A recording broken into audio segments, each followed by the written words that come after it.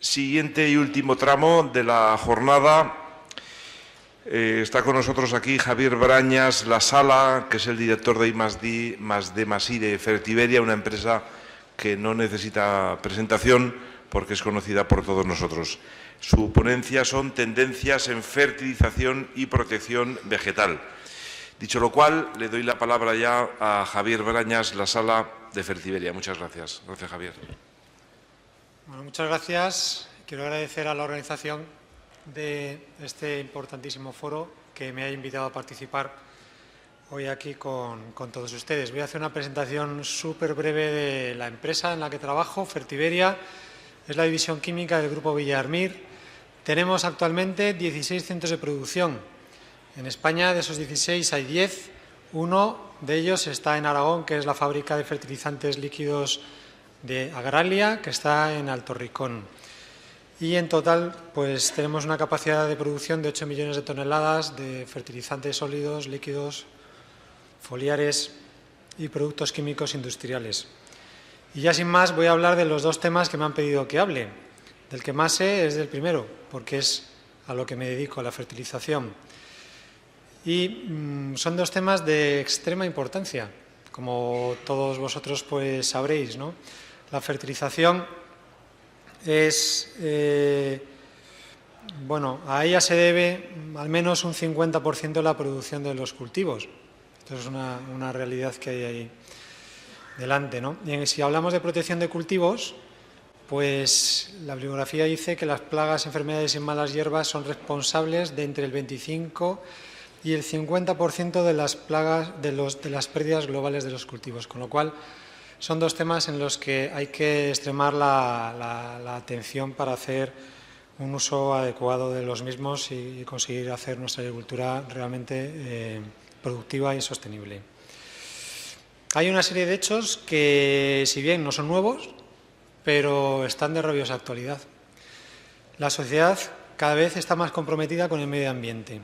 Hay una mayor preocupación por la salud, una exigencia de una mayor eficiencia de recursos y una concienciación y una apuesta por la economía circular. Y entonces, ¿qué hace Europa con todo esto? Pues se marca unos retos. El reto de producir más con menos, es decir, ser más eficiente en el uso de insumos, el de mejorar la sostenibilidad ambiental y mejorar la competitividad de la agricultura. ¿Y con qué contamos? Pues por una parte con los nuevos avances científicos y técnicos que van surgiendo, hemos visto unos ejemplos anteriormente en la mesa anterior, y también con la legislación europea y la nacional, que nos marcan un poco por dónde hay que ir y por dónde no podemos ir, porque nos tenemos que ceñir a esas legislaciones, las tenemos que tener siempre en nuestro punto de mira, ¿no? En cuanto a fertilización de cultivos voy a comentar, me voy a dejar cosas en el tintero porque no hay tiempo en 20 minutos para decir todas las tendencias o líneas de actuación que hay en marcha o que va a haber en el futuro, pero voy a comentar unas cuantas que considero que son importantes, ¿no? Las mejoras en el diagnóstico nutricional y la recomendación de abonado, es decir, tecnologías que ayuden a la toma de decisiones. Esto no es nuevo, se lleva haciendo desde hace muchos años, pero todavía hay que mejorar las tecnologías de análisis y de la interpretación, de tal forma que el análisis de un suelo, cuando le llegue a un agricultor, los resultados que dé realmente sean útiles. Si dice que hay un X% de fosfato, es que ese fosfato la planta lo puede absorber. Y si no puede absorber, no tiene que venir en análisis como fósforo disponible, ¿no? Porque nos estaría llevando al error. El uso de sensores de clima, de agua, de suelo, de vegetación para ayudar a entender mejor qué es lo que está pasando en el cultivo. La implementación de tecnologías de imagen, ya sea a nivel de suelo, aéreo o incluso espacial. El uso de modelos predictivos como soporte y ayuda a la decisión. Esto último es más para niveles grandes, ¿no? Provincial, comarcal o incluso mayores. Voy a poner algún ejemplo. Fertiberia usa el sistema de recomendación SIGRA desde, pues hará 7 u 8 años.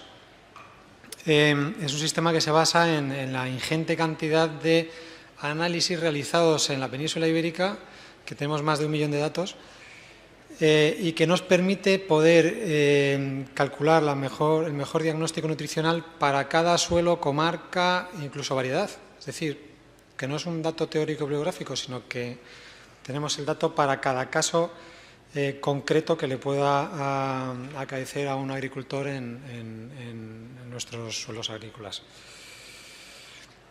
Yéndome al otro extremo, todo lo que he comentado anteriormente, ¿dónde tiene su aplicación? En la agricultura de precisión y en la mejora de los sistemas de aplicación del fertilizante.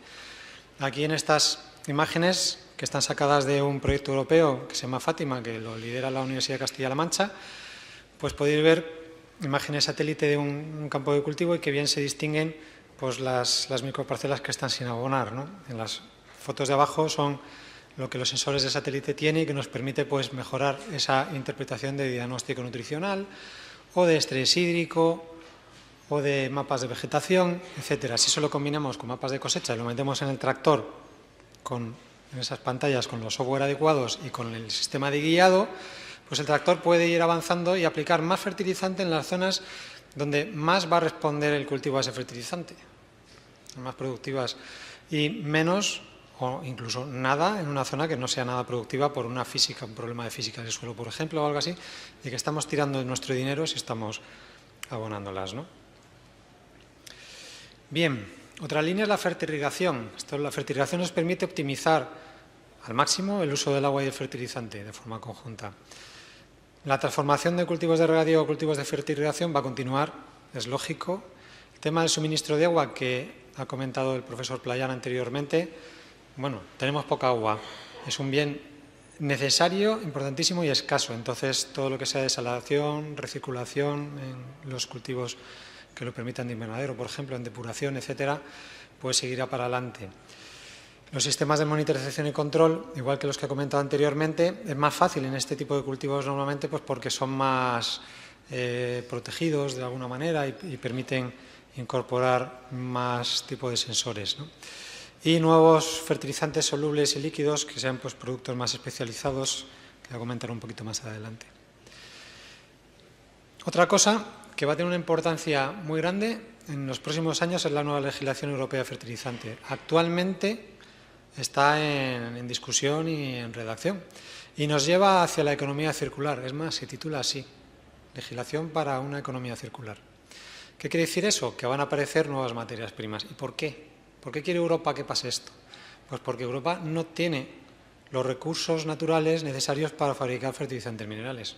No tenemos gas suficiente que se utiliza para fabricar el amoníaco, no tenemos casi nada de fósforo y tenemos muy poquito potasio. Entonces, pues no tiene mucho sentido traer todos estos nutrientes durante años, que se acumulen aquí en los suelos, en los residuos, en las aguas, etcétera, y que no los reutilicemos. Para eso se han puesto en marcha muchísimos proyectos europeos. En Newfer lo pongo como ejemplo porque es un proyecto que lidera Fertiberia y es el primer proyecto que lidera una empresa de fertilizantes de este tipo de recuperar nutrientes de residuos de origen bio para producir fertilizantes. Para cerrar el ciclo, ¿vale? Los nutrientes que salieron de las industrias de fertilizantes, se emplearon en la agricultura, han acabado en residuos municipales, agrarios, etcétera, estiércol, y que vuelvan a entrar otra vez en la industria del fertilizante. Y no es sencillo. No es sencillo, ya lo digo, porque la mayor parte de los nutrientes que están en estos residuos, en muchas ocasiones, no están disponibles para los cultivos.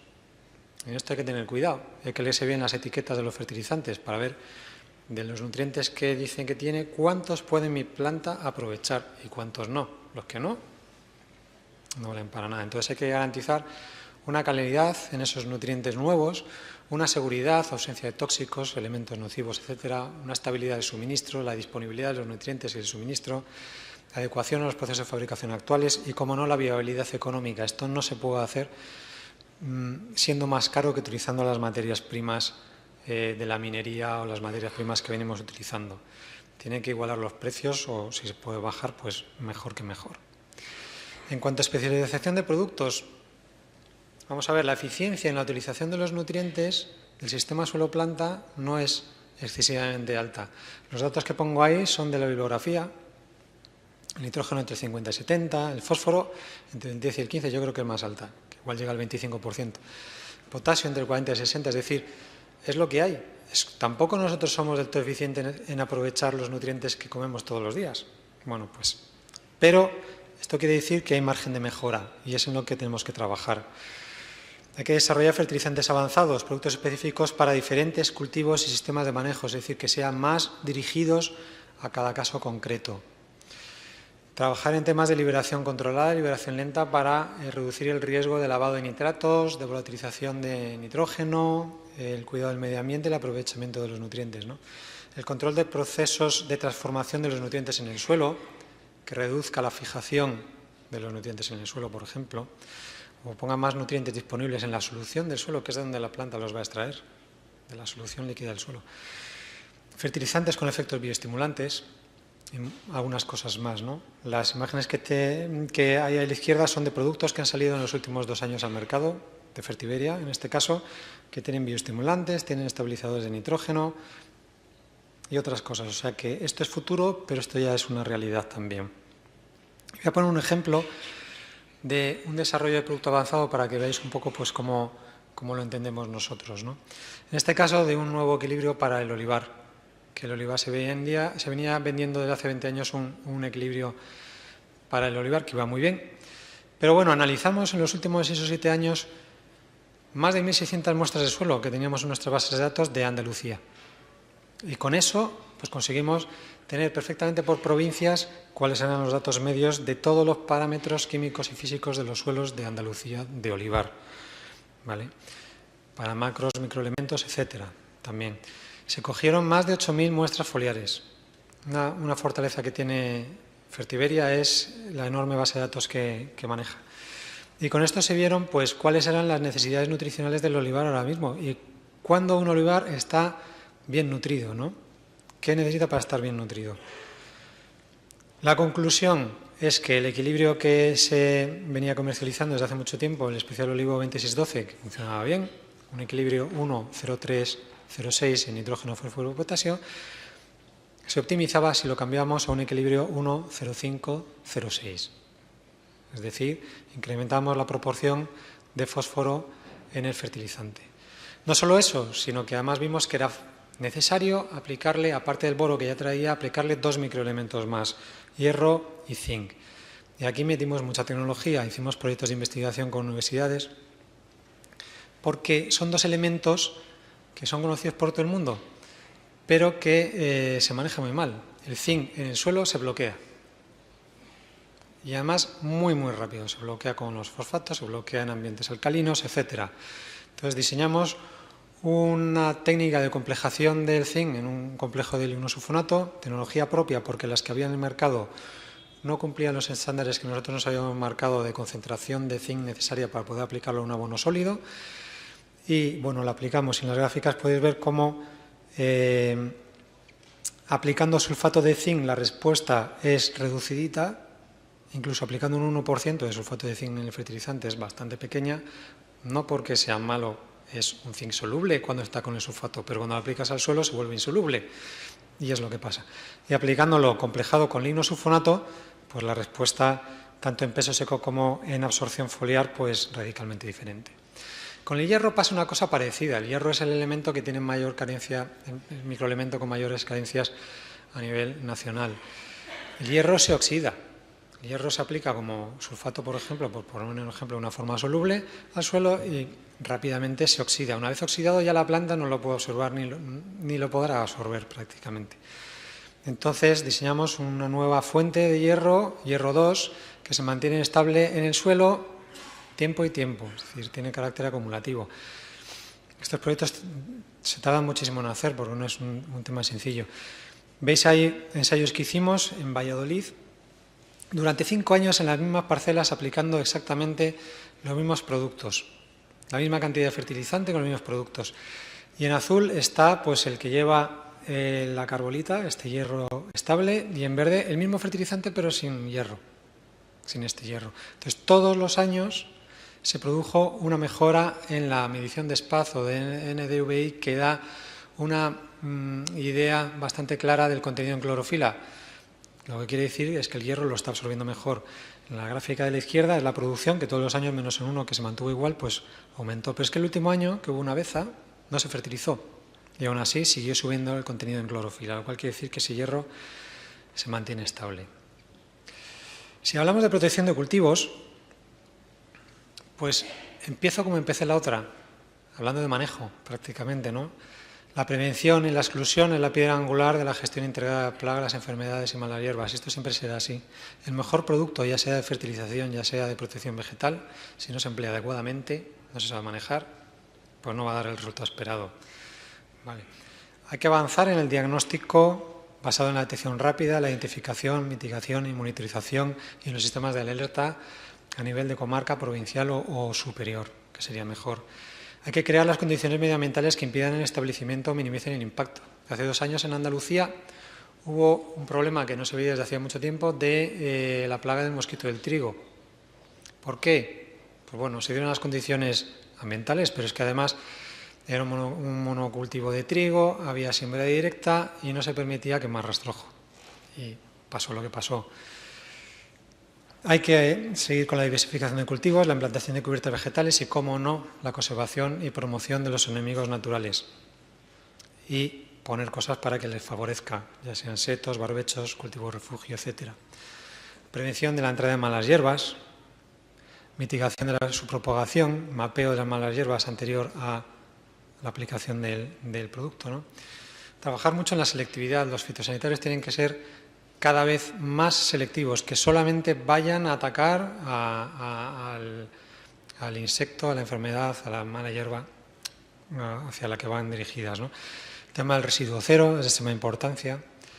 La localización y la maquinaria avanzada. Aquí lo que hay que hacer es ir a la feria y darse una vuelta para ver por dónde van un poco los tiros, ¿no? Equipos avanzados de aplicación con pulverizadores que llaman SMART, ¿no? Que aplican dosis variable y a la vez tienen sistemas de detección que permiten tomar decisiones en tiempo real, vehículos autónomos, nuevos cultivadores que sean más eficientes, etc. Si hablamos específicamente de plagas, enfermedades, nematodos, y lo tengo que agrupar todo por falta de tiempo, ¿no?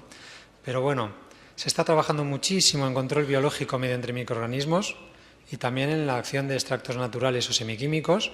Estos tienen 2 tipos de acciones, o una acción directa de inhibición del crecimiento del patógeno, o bien es una acción indirecta de inducción a la resistencia de la planta. ¿Vale? Pero están apareciendo muchas técnicas, la metagenómica, metabolómica, proteómica, etcétera, que van a permitir a los científicos llegar al centro de cuáles son los procesos biológicos y bioquímicos que se están produciendo y a definir productos basados en estas líneas que tengan un buen efecto y sean muy interesantes. El uso de insectos y arácnidos auxiliares, lo que son pues predadores y parasitoides, se llevan utilizando desde hace años, pero hay que seguir avanzando mucho en ellos para que sean más efectivos y para que tengan su implantación, sobre todo en cultivo extensivo, que es en el que más cuesta, ¿no? Es importante hacer estudios de larga duración con cultivos. Por ejemplo, hay estudios de en torno a 15 años de duración con Rhizoctonia, donde se ha visto que hay suelos que tienen un efecto supresor. Una vez identificados esos suelos, se han identificado los microorganismos responsables de que ese suelo sea supresor a esa enfermedad. Se pueden aislar esos microorganismos, reproducir en fermentadores y poderlos aplicar en otro tipo de suelos, ¿no? Y, volviendo a lo que es mi campo, como no, una correcta nutrición para que la planta tenga una buena salud y una mejor resistencia. Igual que nosotros, ¿no? Si estamos mal nutridos, pues aguantaremos peor la gripe y lo que nos venga encima, ¿no? Hay elementos que se conoce perfectamente, fundamentalmente microelementos, que tienen unos efectos muy directos. Por ejemplo, el zinc, todos sabemos que promociona altamente el crecimiento de raíces secundarias. Puede compensar a lo mejor el daño que está produciendo un nematodo. El hierro y también el zinc pues participan directamente en la biosíntesis de fitoalexinas, que estos son sustancias que se generan cuando hay un ataque de un patógeno y actúan directamente sobre él. Pues el producto que presenté antes, el especial olivo S, traía zinc y hierro, pues para conseguir efectos colaterales a la propia fertilización que hagan que el cultivo, aparte de nutrirse mejor, pues esté más sano, ¿no? Y por último, pues con las malas hierbas Pues lo mismo, trabajar mucho sobre la selectividad, que haya el mínimo impacto en las plantas que no son objetivo. Productos biológicos, como he comentado anteriormente, ¿no? Ahora, productos biológicos sí, pero si controlan igual o mejor las malas hierbas, si cuestan lo mismo o menos que los productos existentes y si son más seguros que los productos existentes. No cualquier producto biológico va a ser maravilloso por ser un producto natural o alguna cosa de ese tipo. Y se seguirá trabajando sobre el tratamiento de semillas, ¿no? Nuevas formulaciones, nuevos materiales sistémicos, las nanotecnologías van a jugar un papel muy importante en todo esto también. Y ya está, doy paso a los casos prácticos que vienen a continuación. Muchas gracias.